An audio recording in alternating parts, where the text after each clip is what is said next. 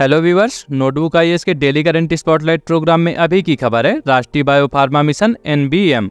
चलिए जानते हैं कि यह चर्चा में क्यों है। हाल ही में विराग द्वारा घोषणा की गई कि जाइडस द्वारा डिजाइन और विकसित प्लाज्मिड डीएनए वैक्सीन जाइकोव-डी के नैदानिक परीक्षणों की शुरुआत की गई है।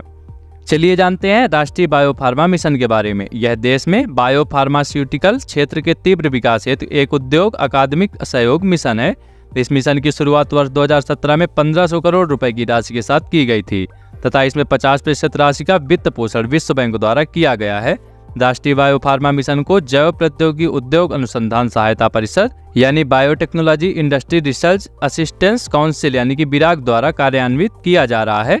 इस मिशन के तहत सरकार ने बायोफार्मास्यूटिकल क्षेत्र में उद्यमिता और स्वदेशी विनिर्माण को बढ़ावा देने हेतु एक सक्षम तंत्र बनाने के लिए इनोवेट इन इंडिया I3 कार्यक्रम की शुरुआत की है। चलिए नजर डालते हैं इसके मुख्य बिंदुओं पर। यह कार्यक्रम भारत सरकार के जैव प्रौद्योगिकी विभाग द्वारा आंशिक रूप से वित्त पोषित है। यह कोविड-19 के लिए पहली स्वदेशी रूप से विकसित वैक्सीन है जिसके लिए स्वस्थ मनुष्यों पर परीक्षण चरण की शुरुआत हो गई है। भारत के जैव प्रौद्योगिकी विभाग यानी DBT ने नेशनल बायोफार्मा मिशन के तहत कोविड-19 के लिए एक स्वदेशी वैक्सीन के तेजी से विकसित करने हेतु जाइडस के साथ साझेदारी की है। इसके अंतर्गत 4 कार्य क्षेत्रों पर ध्यान केंद्रित किया गया है। पहला है समन्वित भागीदारी के माध्यम से सार्वजनिक स्वास्थ्य जरूरतों की पूर्ति हेतु सस्ते एवं सुलभ वैक्सीन, बायोसिमिलर्स तथा चिकित्सा संबंधी उपकरणों का विकास करना। दूसरा है साझा अवसंरचना सुविधाओं का उन्नयन तथा उसे उत्पाद की खोज एवं विनिर्माण के केंद्र के रूप में स्थापित करना।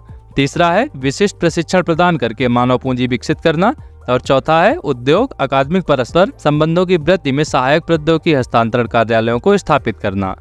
चलिए नजर डाल लेते हैं इसके प्रीलिम्स प्रैक्टिस क्वेश्चन पर। NBM के संदर्भ में निम्नलिखित कथनों पर विचार करें। पहला है इसका उद्देश्य विशिष्ट प्रशिक्षण प्रदान करके मानव पूंजी विकसित करना है।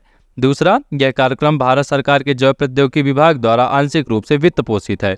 आपको बताना है उपरोक्त में से कौन सा या कौन से कथन सही है अथवा है केवल एक, केवल दो, एक व दो दोनों या फिर इनमें से कोई नहीं।